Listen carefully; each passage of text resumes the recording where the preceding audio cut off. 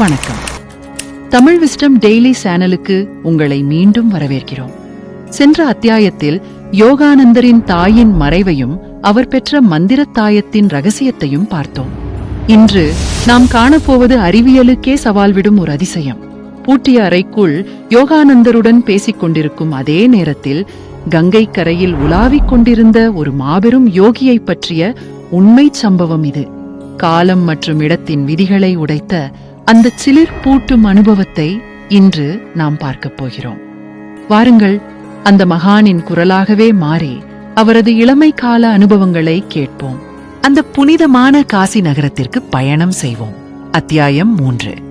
2 உடல்களைக் கொண்ட துறவி. அப்பா, யாரையும் கட்டாயப்படுத்தாமல் நான் வீட்டுக்கு திரும்பி வருவதாக உறுதியளித்தால் காசியை சுற்றி பார்க்க என்னை அனுமதிப்பீர்களா என்று நான் கேட்டேன். எனது பயண ஆசையை அப்பா எப்போதுமே தடுத்ததில்லை. நான் சிறுவனாக இருந்தபோதே பல நகரங்களுக்கும் புனித தலங்களுக்கும் செல்ல அவர் அனுமதித்தார். வழக்கமாக 1 அல்லது 2 நண்பர்கள் என்னுடன் வருவார்கள். அப்பா ரயில்வே அதிகாரியாக இருந்ததால் நாங்கள் முதல் வகுப்பு பயணச் சீட்டுகளில் வசதியாக பயணம் செய்வோம்.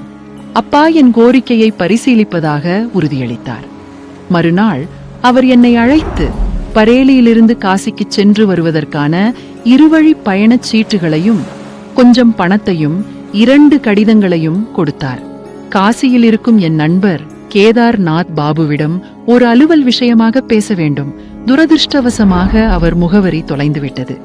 ஆனால் சுவாமி பிரணவானந்தர் மூலம் இந்த கடிதத்தை அவரிடம் சேர்க்க முடியும் என்று நம்புகிறேன். சுவாமி என் குருவின் இன்னொரு சீடர், உயர்ந்த ஆன்மீக நிலையை அடைந்தவர். அவரை சந்திப்பது உனக்கு நன்மையாக இருக்கும். இந்த 2வது கடிதம் உன்னை அவருக்கு அறிமுகப்படுத்தும் என்றார் அப்பா. கடைசியாக அவர் கண்களில் ஒரு குறும்பு புன்னகையுடன், இனிமேல் வீட்டிலிருந்து ஓடிப்போக கூடாது என்று சேர்த்து கொண்டார். எனக்கு அப்போது 12 வயது. புதிய இடங்களையும் மனிதர்களையும் பார்க்கும் ஆர்வத்தோடு நான் கிளம்பினேன். காசியை அடைந்ததும் நேராக சுவாமியின் இருப்பிடத்திற்கு சென்றேன். முன் வாசல் திறந்திருந்தது. 2வது மாடியில் இருந்த ஒரு நீண்ட அறைக்கு சென்றேன். அங்கே சற்றே பருமனான ஒருவர் இடுப்பில் ஒரு துண்டு மட்டும் அணிந்து பத்மாசனத்தில் அமர்ந்திருந்தார். அவர் முகம் மழித்திருந்தது. உதடுகளில் ஒரு தெய்வீக புன்னகை தவழ்ந்தது. நான் அத்துமீறி நுழைந்து விட்டேனோ என்ற என் எண்ணத்தை போக்கும் வகையில் அவர் என்னை ஒரு பழைய நண்பரைப் போல வரவேற்றார். பாபா ஆனந்த், என் அன்புக்குரியவனுக்கு ஆனந்தம் உண்டாகட்டும். அவர் குரல் ஒரு குழந்தையைப் போல இருந்தது. நான் மண்டியிட்டு அவர் கால்களைத் தொட்டேன். நீங்கள் சுவாமி பிரணவானந்தரா என்று கேட்டேன். அவர் தலையசைத்தார். நீ பகவதியின் மகனா? அப்பா கொடுத்த அறிமுக கடிதத்தை நான் எடுப்பதற்கு முன்பே அவர் இப்படி கேட்டார். நான் ஆச்சரியத்துடன் அந்த கடிதத்தை அவரிடம் நீட்டினேன். நிச்சயமாக கேதார்நாத் பாபுவை நான் உனக்காக கண்டுபிடித்து தருவேன். அந்த துறவி மீண்டும் தன் ஞான திருஷ்டியால் என்னை ஆச்சரியப்படுத்தினார். அவர் கடிதத்தை பார்த்துவிட்டு என் தந்தையை பற்றி அன்போடு விசாரித்தார். உனக்கு தெரியுமா, நான் 2 ஓய்வூதியங்களை அனுபவிக்கிறேன்.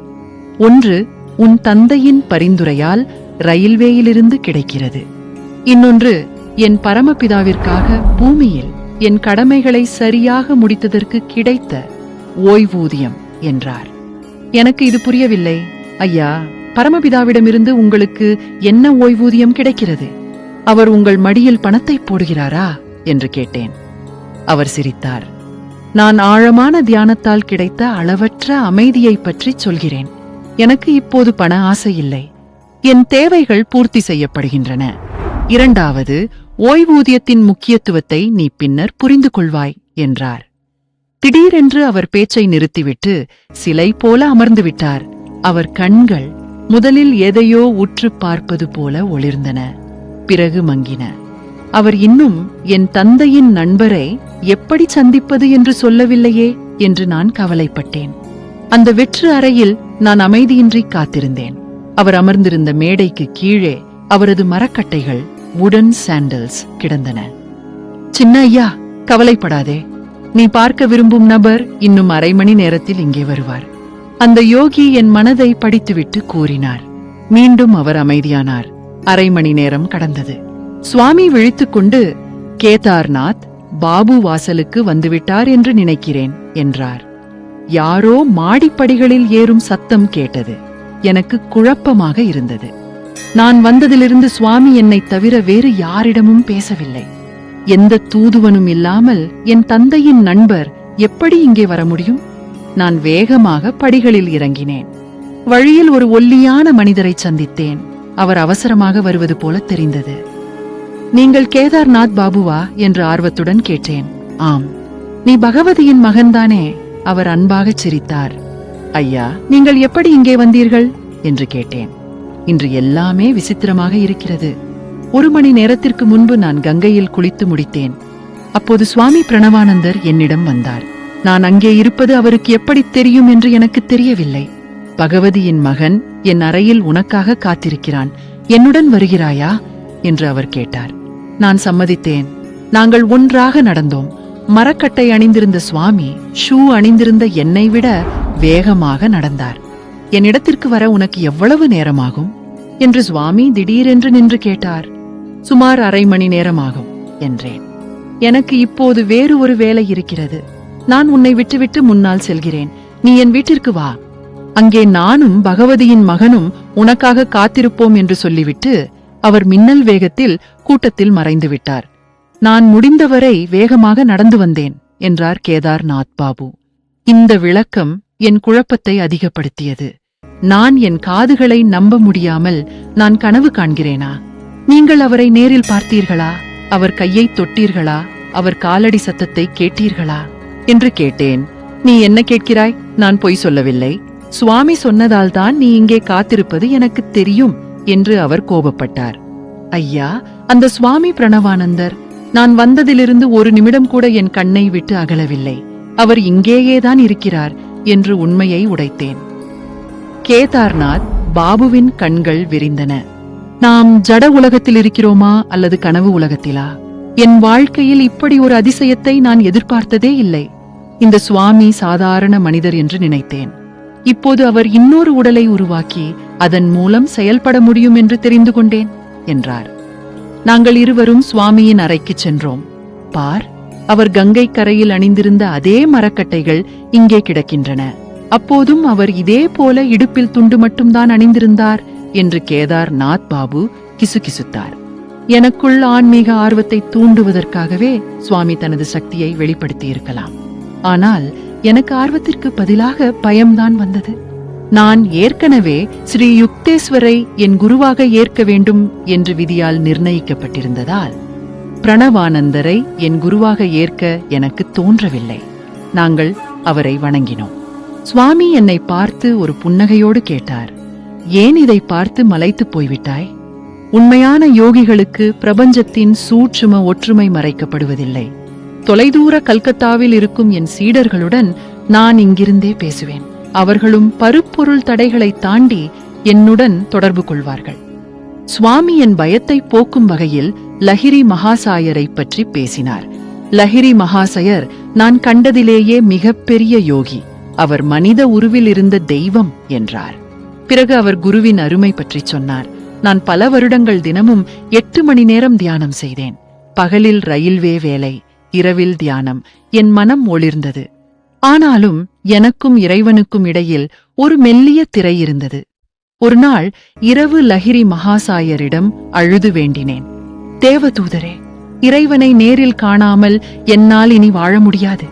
அவர் இன்னும் ஆழமாக தியானம் செய் என்றார். நான் உங்களை என் முன்னால் பார்க்கிறேன். அதே போல பிரம்மத்தையும் காண அருள் செய்யுங்கள் என்று கெஞ்சினேன். லஹிரி மகாசயர் கையை உயர்த்தி, இப்போது போய் தியானம் செய். நான் உனக்காக பிரம்மத்திடம் பேசிவிட்டேன் என்றார். அன்றிரவு என் வாழ்க்கையின் லட்சியம் நிறைவேறியது. அன்று முதல் பரம்பொருளை எந்த திரையும் மறைப்பதில்லை. நான் அந்த ஆன்மீக ஓய்வூதியத்தை நிரந்தரமாக அனுபவிக்கிறேன். பிரணவானந்தரின் முகம் ஒளிர்ந்தது. என் பயம் நீங்கி அமைதி திரும்பியது. அவர் மேலும் ஒரு ரகசியத்தை சொன்னார். சில மாதங்களுக்குப் பிறகு நான் மீண்டும் லஹிரி மகாசாயரிடம் சென்று அலுவலக வேலையிலிருந்து விடுபட வேண்டும் என்று கேட்டேன். அவர், உன் கம்பெனியில் ஓய்வூதியத்திற்கு விண்ணப்பி என்றார். என்ன காரணம் சொல்வது என்று கேட்டேன்.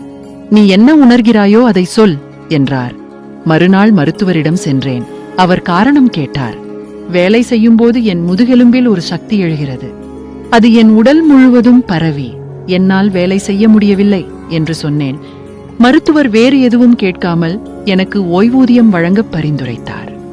லஹிரி மகாசாயரின் அருள் மருத்துவர் மூலமாகவும் உன் தந்தை மூலமாகவும் செயல்பட்டது எனக்கு தெரியும். நான் விடைபெறும்போது சுவாமி என்னை ஆசீர்வதித்தார். உன் வாழ்க்கை துறவு மற்றும் யோக பாதைக்கு உரியது. உன்னை மீண்டும் உன் தந்தையோடு சந்திப்பேன் என்றார். பின்னாளில் இந்த 2 தீர்க்க தரிசனங்களும் நிறைவேறின. கேதார்நாத் பாபு என்னுடன் நடந்து வந்தார். தெருவிளக்கு வெளிச்சத்தில் அப்பா கொடுத்த கடிதத்தை படித்தார். உன் தந்தை என்னை கல்கத்தா அலுவலகத்தில் சேரச் சொல்கிறார். சுவாமி அனுபவிக்கும் ஓய்வூதியத்தில் 1வது எனக்கு கிடைத்தால் எவ்வளவு நன்றாக இருக்கும். ஆனால் என்னால் காசியை விட்டு வர முடியாது. ஐயோ, 2 உடல்கள் எடுக்கும் பாக்கியம் எனக்கு இன்னும் கிடைக்கவில்லையே. நண்பர்களே, இந்த அத்தியாயத்திலிருந்து நாம் என்ன கற்றுக்கொண்டோம்? யோகிகளிடத்தையும் காலத்தையும் கடந்தவர்கள். அவர்கள் நினைத்தால் ஒரே நேரத்தில் பல இடங்களில் இருக்க முடியும். ஆனால் அப்படிப்பட்ட சக்திகள் எல்லாம் இறைவனை அடைவதற்கு தடையாக இருக்கக்கூடாது. இறைவனை அடைவதே யோகத்தின் இறுதி லட்சியம் என்பதை பிரணவானந்தரின் வாழ்க்கை நமக்கு உணர்த்துகிறது. இத்துடன் 3ஆம் அத்தியாயம் நிறைவடைகிறது. அடுத்த பதிவில் அத்தியாயம் 4 நான் இமயமலையை நோக்கி ஓடியது என்ற தலைப்பில் யோகானந்தரின் மற்றும் ஒரு சுவாரஸ்யமான பயணத்தை காண்போம். எங்களுடன் இணைந்திருங்கள். நன்றி, வணக்கம்.